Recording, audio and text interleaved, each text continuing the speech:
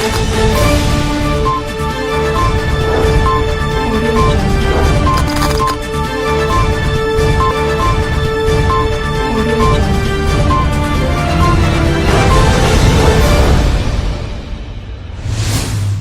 जिनेंद्र। आत्मा चैनल देख रहे सभी दर्शकों का स्वागत है। मैं हूं राजेश मेहरा। आइए एक नजर डालते हैं आज के धार्मिक और सामाजिक समाचारों पर। चंडीगढ़ मोहाली सीमा पर सिंघू बॉर्डर जैसे हालात। सीएम मान बोले किसान का बेटा हूं, बातचीत से निकलेगी हल। देखो गलबात का दौर जिहड़ा वो हमेशा खुला है। उन्होंने भी हक है कि वो जिहड़ा डेमोक्रेटिक राइट है उन्होंने धरना दे सकते हैं, पर वो मुद्दे जिहड़े ने वो दस देण। मैं तो अपने वालों बहुत वड्डा वातावरण प्रेमी होने के नाते धरती का पानी, हवा ते वातावरण नूं बचाउण दी कोशिश कर रहे हैं। तो उन्हां दे जिहड़े मुद्दे ने साडी सरकार वालों उन्हां नाल अज भी गलबात की गई है, तो वो सानूं दस देण ते मिल के गल कर लांगे। अब सरकार ने किसानों को वार्ता के लिए बुलाया है। पंजाब सरकार और किसानों के बीच मांगों पर सहमति बन गई है। पंजाब के ग्रामीण विकास एवं पंचायत मंत्री कुलदीप सिंह धालीवाल किसानों का धरना खत्म करवाने चंडीगढ़ मोहाली सीमा का दौरा करेंगे। पंजाब में धान की बुआई अब 14 से 17 जून से होगी। बताया गया है कि किसानों की 13 में से 12 मांगों को मान लिया गया है। गेहूं पर बोनस की मांग पर सहमति नहीं बनी। मुख्यमंत्री ने बैठक के लिए किसान नेताओं को आमंत्रण किया है। पंजाब के किसान नेता मुख्यमंत्री से मुलाकात के लिए चंडीगढ़ के पंजाब भवन पहुंचे थे। मुख्यमंत्री भगवंत मान और किसान संगठनों के नेताओं के बीच बैठक के बाद कई मांगों पर सहमति बनी है। इस बीच भगवंत मान ने कहा है कि वह किसानों की समस्या को समझते हैं। साथ ही उन्होंने राज्य के किसानों के आंदोलन को अनुचित और अवांछित बताया है। आत्मा ब्यूरो की रिपोर्ट। पंजाब में आपके नए अध्यक्ष और राज्यसभा के 2 उम्मीदवारों की तलाश शुरू। आम आदमी पार्टी के पंजाब के अगले राज्य अध्यक्ष और 2 राज्यसभा सीटों के चयन को लेकर सरगर्मियां तेज हो गई हैं। बताया जा रहा है कि किसानों के आंदोलन के बीच इसी के मद्देनजर सीएम भगवंत मान ने बीते मंगलवार को दिल्ली का 5 घंटे का तूफानी दौरा किया था। राज्यसभा के 2 सदस्यों को चुनाव होना है। अंबिका सोनी कांग्रेस और बलविंदर सिंह भूंदड़ श्रोमणी अकाली दल का कार्यकाल समाप्त होने के बाद ये सीटें जुलाई में खाली हो जाएंगी, जबकि चुनाव 10 जून को होने हैं। नामांकन दाखिल करने की आखिरी तारीख 31 मई है, क्योंकि सत्तारूढ़ पार्टी 92 विधायकों के साथ पूर्ण बहुमत में है। दोनों सीटों पर पार्टी जीत तय है। आत्मा ब्यूरो की रिपोर्ट। हमें अक्सर ही हमारे माता पिता प्रातः जल्दी उठने के लिए कहते हैं, खास करके विद्यार्थियों को, क्योंकि कहा गया है कि अगर एक विद्यार्थी प्रातः जल्दी उठकर पढ़ाई करता है तो उसे कुछ भी याद करने में आसानी होती है, और अगर कुछ भी याद कर ले तो उसे जीवन भर याद रहता है। लेकिन आजकल कल के बच्चे प्रातः जल्दी उठने से कतराते हैं, या यूं कहें कि आलस के उन्हें इस कदर जकड़ लिया है कि प्रातः उठना बच्चों को असंभव लगता है। लेकिन प्रातः उठना इतना आवश्यक क्यों है, और प्रातः उठने से हमें क्या लाभ मिलता है? आइए सुनते हैं मुनि श्री भूपेंद्र जी महाराज जी के मुखार बिंदु से। प्रातः काल का समय नई ऊर्जा प्रदान करने वाला होता है। उस समय यदि साधक अपने आप को ध्यान अवस्था में अवस्थित करना प्रारंभ कर देता है तो उसकी एकाग्रता अपने आप ही सजनी प्रारंभ हो जाती है। एक तो बाह्य परिवेश है, वह बहुत ही शांत प्रदान करने वाला होता है। साथ में भीतर से भी अपने आप शांति का उद्भव है, वह होना प्रारंभ हो जाता है। उस समय साधक अपने आप को एक आसन में स्थिर करने के पश्चात अपने दोनों होठों को थोड़ा सा खोलते हुए सीटी बजाने की अवस्था में अपने आप को अवस्थित करना प्रारंभ कर दे, और धीरे धीरे बाहर से श्वास को अपने भीतर ग्रहण करना प्रारंभ करें। जितनी धीरे धीरे श्वास का लेना प्रारंभ करेंगे, हमारे भीतर में अपने आप हमारे को शीतलता की अनुभूति है ये होनी प्रारंभ हो जाती है। हमारा ध्यान है हमारे दोनों होठों के अग्रभाग पर केंद्रित होना प्रारंभ हो जाता है और हम समग्र रूप से अपने आप को उस ठंडे वायुमंडल पर स्थित करने का प्रयास करना प्रारंभ कर देती हैं। वह स्थिति हमारे लिए ध्यान की गहराइयों में उतरने वाली स्थिति है। ये बननी प्रारंभ हो जाती है। साधक प्रातः काल के समय ये साधना प्रारंभ करे तो अपने आप शीतलता की अनुभूति है होनी प्रारंभ हो जाती है। यही शीतलता एकाग्रता की ओर ले जाने वाली बन जाती है। इसी मंगल भाव के साथ आत्मा ब्यूरो रिपोर्ट। लुधियाना के सुहानी बिल्डिंग चौक स्थित बॉम्बे स्कूटर हाउस नामक एक स्पेयर पार्ट्स की दुकान में आज अचानक आग लग गई, जिसमें पूरी दुकान जलकर खाक हो गई। आग की सूचना मिलते ही दमकल की 7-8 गाड़ियां मौके पर पहुंची और आग पर काबू पाने का प्रयास चल रहा है। इस मौके पर दुकान के मालिक तेजेंद्र सिंह ने कहा कि उनकी पूरी जिंदगी की कमाई चली गई और सब कुछ बर्बाद हो गया। वहीं वार्ड पार्षद ने नगर निगम की लापरवाही की ओर इशारा करते हुए कहा कि यह कार्रवाई कुछ देर पहले हो सकती थी। सुनिए उन्होंने और कुछ क्या कहा। समझ नहीं आया यार सानू तो हैं। हाँ जी तेजिंदर सिंह समझ नहीं आया यार। 6:45 ਵਜੇ ਨਾਲ ਫੋਨ ਗਿਆ ਸਾਨੂੰ ਬਈ ਤਾਂ ਧੂੰਆਂ ਨਿਕਲਦਾ ਪਿਆ ਸੀ। ਅਸੀਂ ਪਹੁੰਚੇ ਹਾਂ ਤਾਂ ਤੱਕ ਸਾਰਾ ਤਬਾਹ ਹੋ ਚੁੱਕਾ ਸੀ। ਨਹੀਂ ਕਰਾਣੇ ਤਾਂ ਪਤਾ ਹੀ ਨਹੀਂ ਆਪਾਂ ਆਪਣ ਕਾਰਨ ਨਹੀਂ ਪਤਾ ਕੀ ਹੋਇਆ ਕਿ ਕੁਝ ਨਹੀਂ ਪਤਾ। ਇਹਨਾਂ ਪਤਾ ਸਾਡੇ ਸਾਰੀ ਜ਼ਿੰਦਗੀ ਦੀ ਕਮਾਈ ਖਤਮ ਹੋ ਗਈ ਇਸ ਸਾਰਾ ਕੁਝ ਤਬਾਹ ਹੋ ਗਿਆ। ਇਹਨਾਂ ਦੇਖ ਲਿਆ ਆ ਕੇ ਬਸ ਬਾਕੀ ਕੁਝ ਨਹੀਂ ਪਤਾ ਹੁਣ। ਰਜਿੰਦਰ ਕੁਮਾਰ ਜੀ ਇਹ ਆਪਣੇ ਸੁਹਾਨੀ ਬਿਲਡਿੰਗ ਸਪੇਅਰ ਪਾਰਟ ਦੀ ਨਾ ਮੋਟਰਸਾਈਕਲਾਂ ਦੇ ਸਪੇਅਰ ਪਾਰਟ ਦੀ ਦੁਕਾਨ ਨੂੰ ਅੱਗ ਲੱਗੀ ਹੈ ਜੀ। ਕਾਰਨ ਤਾਂ ਹਾਲੇ ਪਤਾ ਨਹੀਂ ਲੱਗਿਆ ਜੀ, ਬਾਅਦ 'ਚ ਪਤਾ ਲੱਗੂਗਾ ਜੀ। ਜਾਨੀ ਨੁਕਸਾਨ ਕੋਈ ਨਹੀਂ ਜੀ, ਮਾਲੀ ਨੁਕਸਾਨ ਤਾਂ ਉਹਨਾਂ ਦਾ ਹੈਗਾ ਜੀ। ਇਹ ਹਲੇ ਮਾਲਕਾਂ ਦਾ ਨਾਮ ਬਾਅਦ 'ਚ ਪਤਾ ਲੱਗੂਗਾ ਜੀ। ਹਲੇ ਤਾਂ ਕੰਮ ਚੱਲ ਰਿਹਾ ਜੀ। ਕਾਰਨ ਬਾਅਦ 'ਚ ਵੀ ਪਤਾ ਲੱਗੂਗਾ ਜੀ। ਹਲੇ ਤਾਂ ਕੰਮ ਚੱਲ ਰਿਹਾ ਵਾ, ਠੰਡੀ ਕਰ ਰਹੇ ਅੱਗ ਨੂੰ ਜੀ। ਹਾਂਜੀ ਉਹ ਤੋਂ ਬਾਅਦ ਹੀ ਪਤਾ ਲੱਗੂਗਾ ਵੀ ਕੀ ਕਾਰਨ ਅੱਗ ਲੱਗੀ। ਹੁਣ ਤੱਕ ਜੀ ਆਪਣੇ 30 ਤੋਂ 35 ਗੱਡੀਆਂ ਪਾਣੀ ਦੀਆਂ ਲੱਗ ਗਈਆਂ ਜੀ। ਹਾਂਜੀ ਭਰ ਕੇ ਆ ਰਹੀ ਹੈ ਜੀ ਵਾਪਸ। ਹਾਂਜੀ 8 ਲੋਕ ਗੱਡੀਆਂ ਆਲ ਦੀ ਸਪੋਰਟ ਨੇ ਜਿਨ੍ਹਾਂ ਨੇ 5-5 ਗੇੜੇ ਲਾਤੇ ਆ ਜੀ। ਇੱਥੋਂ ਕੋਲ ਗਈ ਹੈ ਜੀ ਅੱਗ ਲੱਗਣ ਦੀ ਜੀ। ਇਹ 7 ਵਜੇ ਕੋਲ ਗਈ ਹੈ। ਨੀਅਰ ਇਹ ਆਪਣਾ ਦਫ਼ਤਰ ਆ। 2 ਤੋਂ 3 ਮਿੰਟ 'ਚ ਗੱਡੀਆਂ ਪਹੁੰਚ ਗਈਆਂ ਜੀ। ਹਾਂਜੀ ਲੱਗ ਚੁੱਕੀਆਂ ਜੀ। ਮੇਰਾ ਨਾਮ ਦੀਪਕ ਜੱਗਾ ਜੀ। ਰੋਜ਼ ਦੀ ਤਰ੍ਹਾਂ ਮੈਂ ਸਵੇਰੇ ਆਪਣੀ ਦੁਕਾਨ ਤੇ 6 ਵਜੇ ਆਉਂਦਾ ਵਾਂ ਤੇ ਸਾਨੂੰ ਯਕਦਮ ਪਤਾ ਲੱਗਿਆ ਵੀ ਸਕੂਟਰ ਵਾਲੀ ਦੁਕਾਨ ਆ ਕੋਈ, ਉਹਦੇ ਧੂੰਆਂ ਬਹੁਤ ਨਿਕਲਦਾ ਪਿਆ।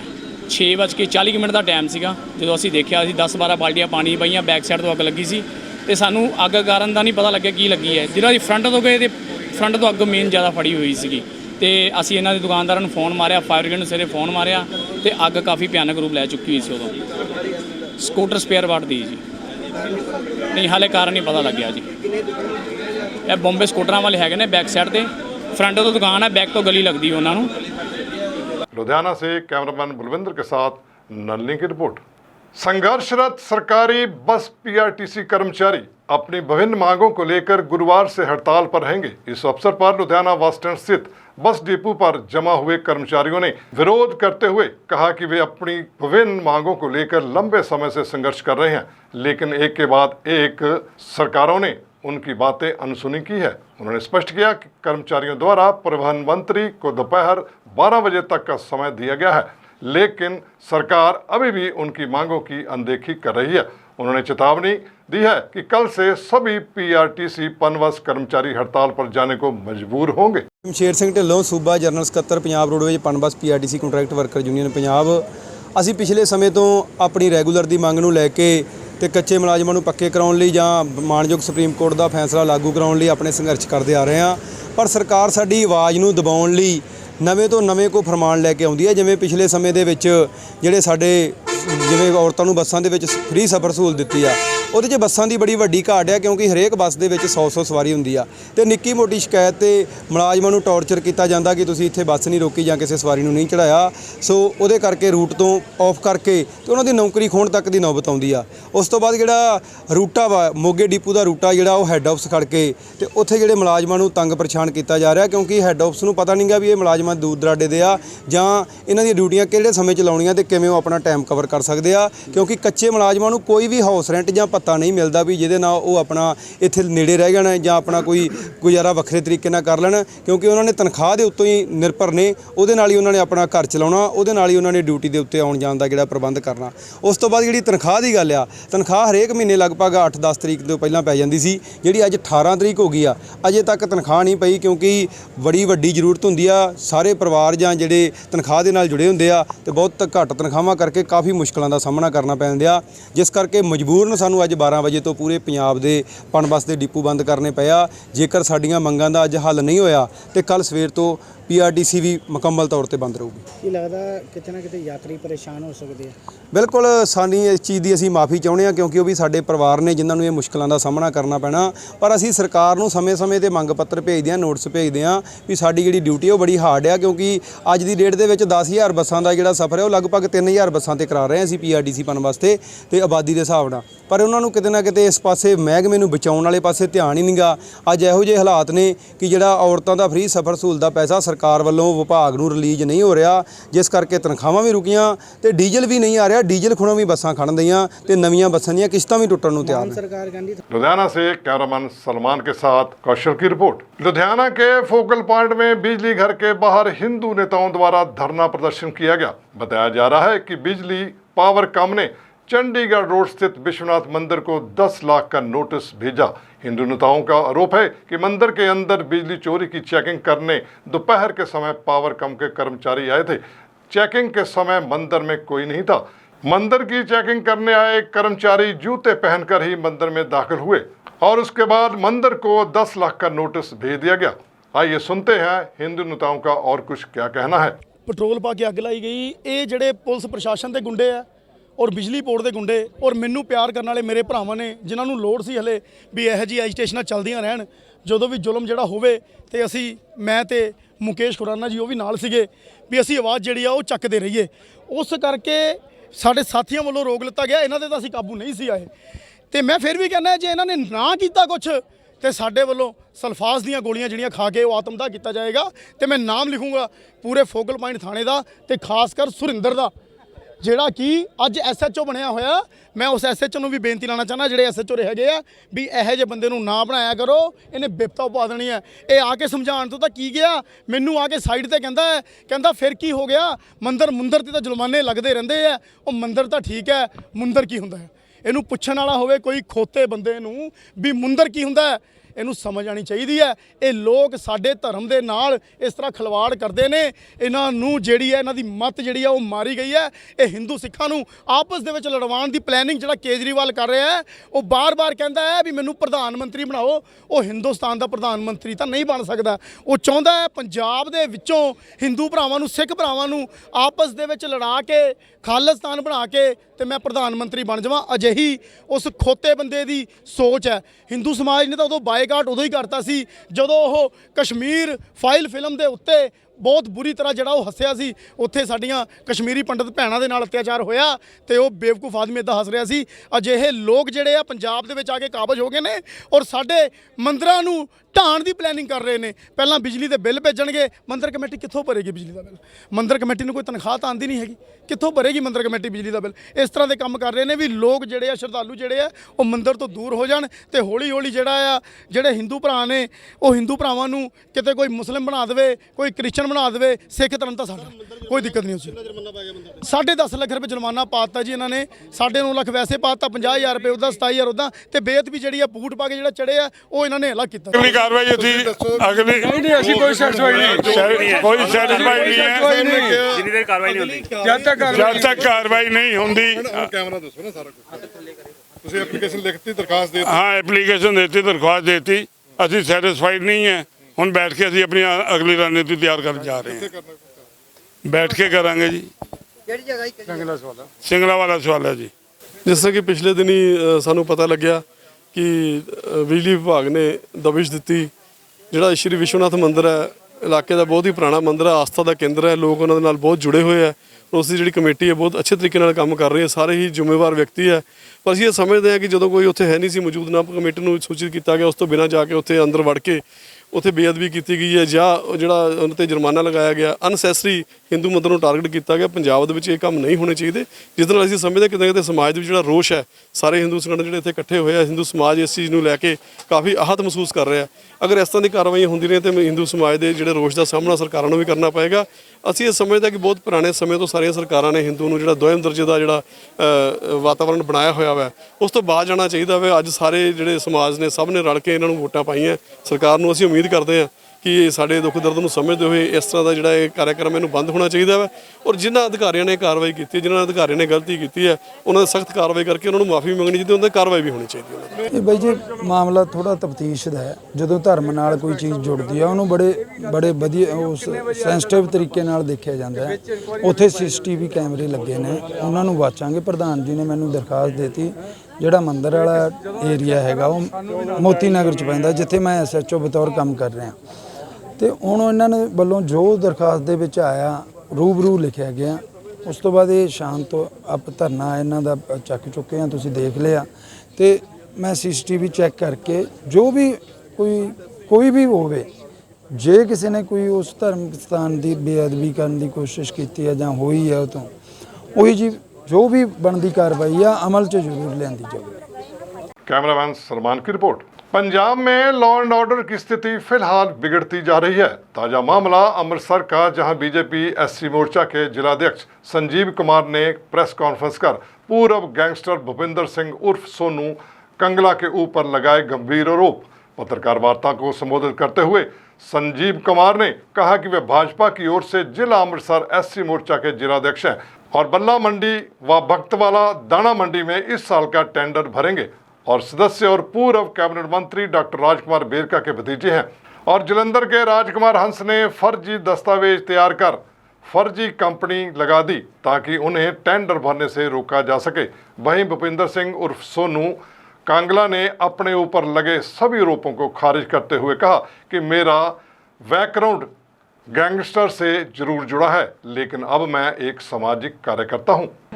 मैं अज की जी प्रैस कॉन्फ्रेंस है वो जोड़ा पंजाब का SC कमीशन है, जिसका काम है कि दबे कुचले जोड़े वर्ग के लोग SC समाज के जोड़े लोग ने उन्होंने इंसाफ दिवाना वा।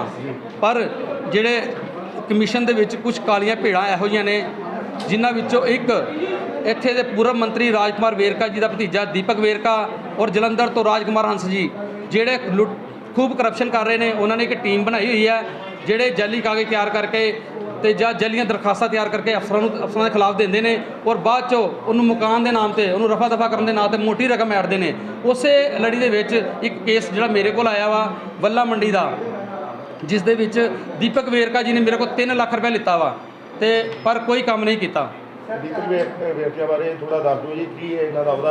ये SC कमीशन के मैंबर ने और राजकुमार जो वेरका जी ने उन्होंने भतीजे ने। मैं इन्होंने पूछना चाहना वा क्या कांग्रेस विच जिहड़ी पिछली गौरमेंट गई है, क्या कोई काबल, क्या कोई पढ़िया लिखा दूसरा बंदा नहीं सी जिहड़ा SC कमीशन का मैंबर बन सके। राजकुमार वेरका का भतीजा ही क्यों उत्थे एक SC कमीशन का मैंबर बनाया गया? इसकी जाँच होनी चाहिए है, क्योंकि इन्हों की प्रॉपर्टी की भी जाँच होनी चाहिए है कि पहला की सी ते अज इन्हों की प्रॉपर्टी की है। क्या इन्होंने मेहनत नाल प्रॉपर्टी कमाई है कि 2 नंबर से प्रॉपर्टी कमाई है? मामला की है सर? मामला यही है कि भी इन्होंने SC कमीशन की जी पावर का दुरुपयोग करते हुए लोगों ब्लैकमेल कर रहे हैं और पैसा खा रहे हैं। और पंजाब मंडी बोर्ड के कुछ अफसर जोड़े हैं वो पंजाब मंडी बोर्ड में चूना लगा रहे हैं। जोड़ा अज बल्ला मंडी का जोड़ा रेवन्यू है, जोड़ा रोज़ का 90,000 रुपया बनता है, पर वो अज 30 तो 40,000 रुपया जमा हो रहा वा। वो बाकी जो पंजाब अफसर ऊपर तक जा रहे हैं। सरकार को कितना घाटा पै रहा पूरे महीने का 15 लाख रुपया जी, तो साल का तुम समझ लो भी 2 करोड़ के करीब हो गया।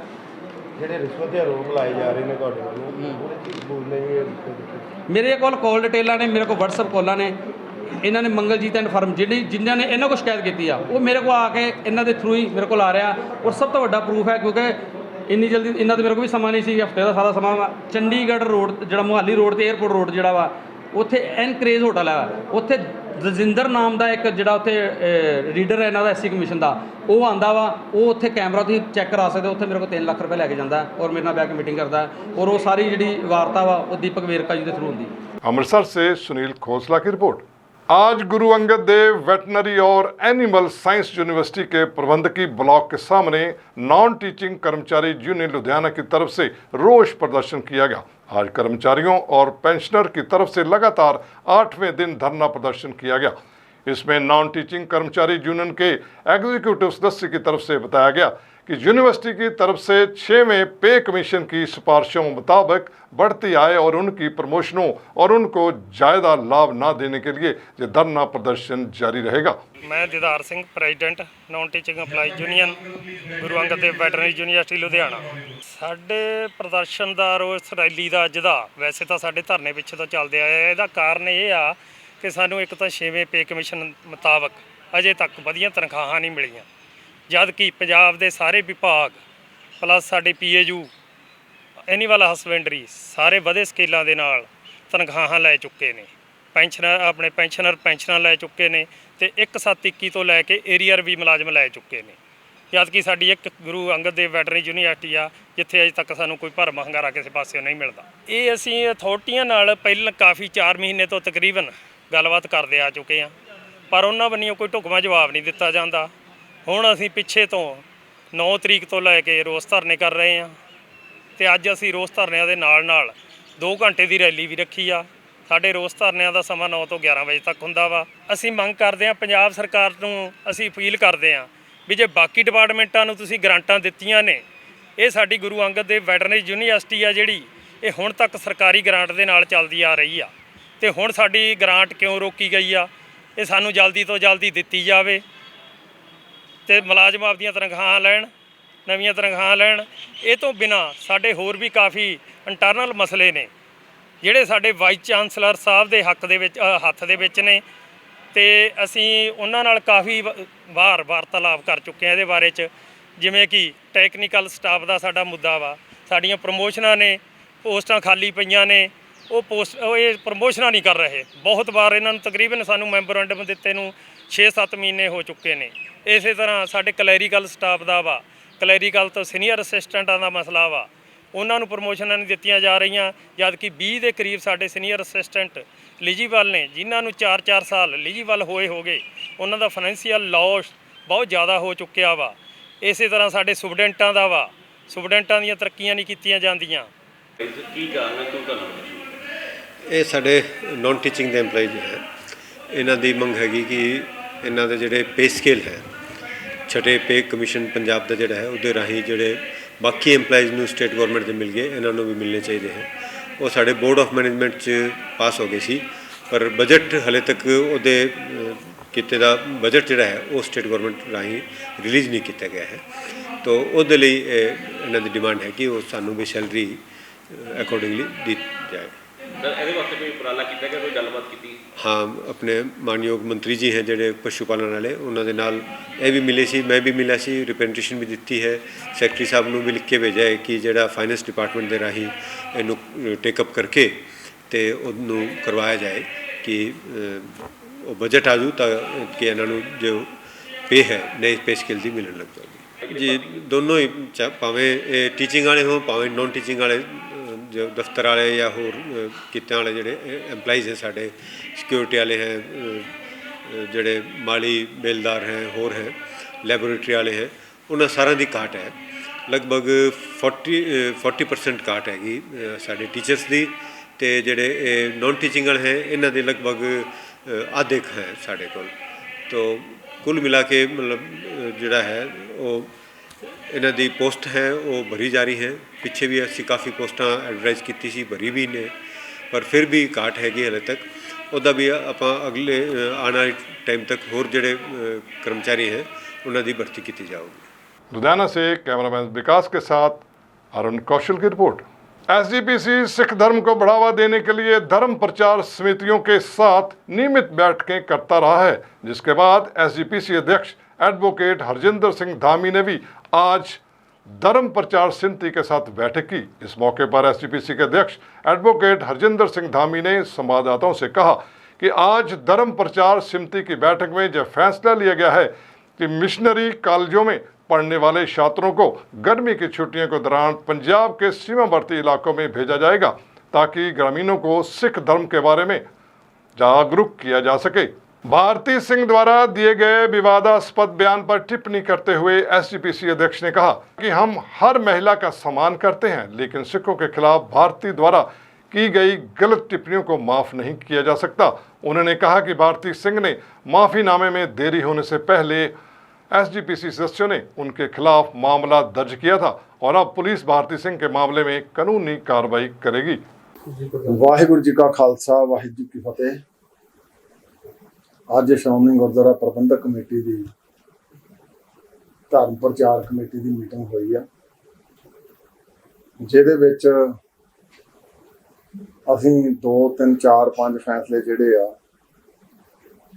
ਉਹ ਚੇਚੇ ਤੌਰ ਤੇ ਲਏ ਆ ਕਿ ਜਿੰਨੇ ਵੀ ਸਾਡੇ ਵਿਦਿਅਕ ਅਦਾਰੇ ਆ ਉਹਨਾਂ ਦੇ ਵਿੱਚ ਜਿਹੜੇ ਸਾਰੇ ਅਧਿਆਪਕ ਪੜ੍ਹਾ ਰਹੇ ਆ ਉਹਨਾਂ ਦਾ 5 ਰੋਜ਼ਾ ਜਿਹੜਾ ਇੱਕ ਗੁਰਮਤਿ ਸਿੱਖਿਆ ਅਧਿਆਪਨ ਉਹ ਲਾਇਆ ਜਾਊਗਾ ਤਾਂ ਕਿ ਜਿੰਨੇ ਵੀ ਟੀਚਰ ਸਾਹਿਬਾਨ ਆ ਉਹ ਆਪ ਵੀ ਧਾਰਮਿਕ ਤੌਰ ਤੇ ਜਿਹੜੀਆਂ ਸਾਡੀਆਂ ਪਰੰਪਰਾਵਾਂ ਆ, ਸਾਡੀਆਂ ਸਿੱਖ ਇੰਸਟੀਟਿਊਸ਼ਨ ਦੀਆਂ ਪਰੰਪਰਾਵਾਂ ਹੈਗੀਆਂ ਉਹਨਾਂ ਨੂੰ ਸਾਰੇ ਉਹ ਫੋਲੋ ਕਰਨ। ਉਹ ਤੋਂ ਇਲਾਵਾ ਸਾਡੇ 6 ਮਿਸ਼ਨਰੀ ਕਾਲਜ ਆ ਤੇ 12 ਸਾਡੇ ਗੁਰਮਤਿ ਵਿਦਿਆਲੇ ਆ। ਉਹਨਾਂ ਦੇ ਵਿੱਚ ਵੀ ਅਸੀਂ ਸਾਰਿਆਂ ਨੂੰ ਇਕੱਠੇ ਕਰਕੇ ਇੱਕ 5 ਦਿਨ ਦਾ ਰਿਫਰੈਸ਼ਰ ਕੋਰਸ ਉਹਨਾਂ ਦਾ ਜਿਹੜਾ ਆ ਉਹ ਵੀ ਅਸੀਂ, ਕਿਉਂਕਿ ਪੁਰਾਣੀ ਸਾਡੀ ਪਿਰਤ ਰਹੀ ਆ, ਈਵਨ ਉਦੋਂ ਪੁਰਾਣੇ ਵੇਲੇ ਤਾਂ ਮੈਂਬਰ ਵੀ ਵਿੱਚ ਚਲੇ ਜਾਂਦੇ ਸੀ ਸਾਰੇ, ਉਹ ਵੀ ਅਸੀਂ ਐਤਕੀ ਫੈਸਲਾ ਕੀਤਾ ਵੀ ਉਹ ਵੀ ਇੱਕ ਲਾਇਆ ਜਾਊਗਾ। ਫਿਰ ਜਿਹੜੇ ਸਾਡੇ ਸਿੱਖ ਮਿਸ਼ਨਰੀ ਸਕੂਲ ਕਾਲਜ ਆ, ਜਿਹੜੇ ਮਿਸ਼ਨਰੀ ਕਾਲਜ ਸਾਡੇ ਪ੍ਰਬੰਧ ਦੇ ਗੁਰਮਤਿ ਦੇ ਨਾਲ ਸੰਬੰਧਿਤ ਆ, ਉਹ ਬੱਚੇ ਸਾਰੇ 10-10 ਬੱਚੇ ਇੱਕ ਪਿੰਡ 'ਚ ਆ ਛੁੱਟੀਆਂ ਮੋਰੇ ਆ ਜਾਣੇ ਆ, ਇੱਕ ਮਹੀਨੇ ਦਾ ਕੈਂਪ ਲਾਉਣਗੇ। ਖਾਸ ਕਰਕੇ ਆ ਜਿਹੜਾ ਕੰਢੀ ਆਪਣੇ ਬੈਲਟ ਬਾਰਡਰ ਏਰੀਆ ਆ ਤੇ ਪਿਛਲੇ ਸਾਲ ਵੀ ਅਸੀਂ ਉਹ ਲਾਏ ਸੀ ਤੇ ਉਹਨਾਂ ਦੇ ਬਹੁਤ ਯੂਸਫੁਲ ਜਿਹੜੇ ਸਾਨੂੰ ਰਿਜ਼ਲਟ ਮਿਲੇ ਸੀਗੇ। ਸੋ ਇਹ ਵੀ ਫੈਸਲਾ ਕੀਤਾ ਗਿਆ ਕਿ ਇਹ ਜਿਹੜੇ ਵਿਦਿਆਲੇ ਆ ਸਾਡੇ, ਇਹ ਮਿਸ਼ਨਰੀ ਕਾਲਜਾਂ ਦੇ ਬੱਚੇ ਇੱਕ ਪਿੰਡ ਦੇ ਵਿੱਚ 10-10 ਜਣੇ ਮਹੀਨੇ ਦਾ ਕੈਂਪ ਲਾਉਣਗੇ ਔਰ ਪਿਛਲੀ ਵਾਰ ਵੀ ਬਹੁਤ ਵਧੀਆ ਉਪਰਾਲਾ ਹੋਇਆ ਸੀ। ਅਸੀਂ ਉੱਦਾਂ ਔਰਤਾਂ ਦਾ, ਕਿਉਂਕਿ ਗੁਰੂ ਨਾਨਕ ਦੇਵ ਪਾਤਸ਼ਾਹ ਨੇ ਬਹੁਤ ਸਤਿਕਾਰ ਕੀਤਾ ਤੇ ਅਸੀਂ ਵੀ ਸਤਿਕਾਰ ਕਰਦੇ ਹਾਂ, ਪਰ ਜਿਸ ਲਹਿਜੇ ਦੇ ਵਿੱਚ ਉਹ ਭਾਸ਼ਾ ਵਰਤੀ ਗਈ ਉਹ ਬੜੀ ਬਲੰਟ ਭਾਸ਼ਾ ਸੀ ਤੇ ਬੜੀ ਅਗਰੈਸਿਵ ਭਾਸ਼ਾ ਸੀ। ਸੋ ਇਸੇ ਕਰਕੇ ਕੱਲ ਸਕੱਤਰ ਸਾਹਿਬ ਨੇ ਤੇ ਸਾਡੇ ਅੰਮ੍ਰਿਤਸਰ ਇਹ ਇੱਕ ਪਰਚਾ ਦਰਜ ਹੋਇਆ ਤੇ ਉਹਨੇ ਫਿਰ ਉਹ ਮਾਫੀ ਕੱਲ ਮੰਗੀ ਆ ਤੇ ਇਹ ਕਹਿ ਕੇ ਫਿਰ ਮੈਂ ਕਿਸੇ ਖਾਸ ਧਰਮ ਦੇ ਖਿਲਾਫ ਨਹੀਂ ਗੱਲ ਕੀਤੀ, ਦਾੜੀ ਮੁੱਛਾਂ ਦੀ ਜਿਹੜੀ ਗੱਲ ਕੀਤੀ ਆ ਤੇ ਇਹ ਸਿੱਖ ਧਰਮ ਦੀ, ਕਿਉਂਕਿ ਸਾਡੀ ਇਹ ਮੁੱਢਲਾ ਸਾਡਾ ਆ ਵੀ ਸਾਬਤ ਸੂਰਤ ਦਸਤਾਰ ਸਿਰਾ, ਤੇ ਇਹ ਸਾਬਤ ਸੂਰਤ ਵਾਲੀ ਜਿਹੜੀ ਗੱਲ ਆ ਇਹ ਸਿੱਖਾਂ ਦੇ ਨਾਲ ਜ਼ਿਆਦਾ ਰਿਲੇਟਡ ਕਰਦੀ ਆ। ਇਹ ਅੱਜ ਮੈਨੂੰ ਪਤਾ ਲੱਗਾ ਵੀ ਉਹਨੇ ਮਾਫੀ ਵੀ ਮੰਗ ਲਈ ਆ, ਪਰ ਕਿਉਂਕਿ ਪਰਚਾ ਦਰਜ ਹੋ ਗਿਆ ਤੇ ਫਿਰ ਕਾਨੂੰਨ ਨੇ ਆਪਣਾ ਪਹਿਲੂ ਆਪਣੇ ਤੌਰ ਤੇ ਰੱਖਣਾ ਹੁੰਦਾ। ਸੋ ਮੈਂ ਸਾਰਿਆਂ ਨੂੰ ਬੇਨਤੀ ਕਰਦਾ ਕਿਸੇ ਦੇ ਉੱਤੇ ਇਦਾਂ ਤੰਜ ਨਹੀਂ ਕੱਸਣੇ ਚਾਹੀਦੇ ਤੇ ਖਾਸ ਕਰਕੇ ਸਿੱਖਾਂ ਦਾ ਤਾਂ ਬਹੁਤ ਵੱਡਾ ਪਿਛੋਕੜ ਆ। ਸਿੱਖਾਂ ਦਾ ਹੁਣ ਤੋਂ ਨਹੀਂ, ਆਦਿ ਕਾਲ ਤੋਂ ਹੀ, ਗੁਰੂ ਸਾਹਿਬਾਨ ਦੇ ਕਾਲ ਤੋਂ ਹੀ ਹਰ ਇੱਕ ਕਾਰਜ ਦੇ ਵਿੱਚ ਇਸ ਮੁਲਕ ਦੇ ਵਿੱਚ ਵੱਡਾ ਹਿੱਸਾ ਰਿਹਾ। ਸੋ ਉਹ ਪਰਚਾ ਸਾਡਾ ਦਰਜ ਹੋ ਗਿਆ। ਹੁਣ ਗਾਂ ਜਿਹੜਾ ਲਾਈਨ ਆਫ ਐਕਸ਼ਨ ਪੁਲਿਸ ਨੇ करना ਕੀ करना है। अमृतसर से सुनील खोसला की रिपोर्ट। ये थे आज के धार्मिक और सामाजिक समाचार। कल फिर हाजिर होंगे। अब राजेश मारा को इजाजत। धन्यवाद।